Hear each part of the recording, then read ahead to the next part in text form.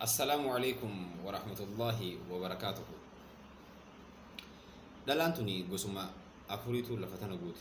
Dhalaan tun yookaan jaartiin tun gosuma afuriitu lafa tana guute. Afuran irraa takkaffaa jaartii hamtuu. Jaartii hamtuun jaartii ajaja jaarsaa hin goone.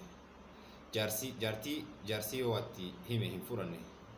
Jaarsii oli yoo jeen gadi jettu. Ta yoo jaarsii gadi jeen oli jettu.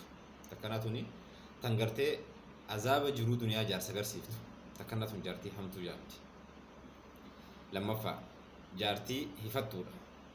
Jaartii hifattuu jechuun jaartii ajaja jaarsaa numa gootu, jaartii waan jaarsi juun numa gootu, waan gootu san godhu if jibbaa, if ifachaa, if tufaa, if abaaraa, isarrillee abaaraa ta gootu. Tun jaartii hifattuu jedhamti. Sadaffaan jaartii gaariidha.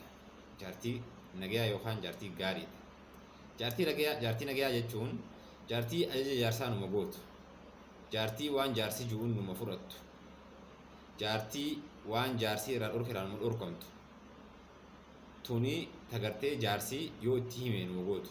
Ta'ifin hin beene. Jaarsi itti himu malee ta'ifin hin beene.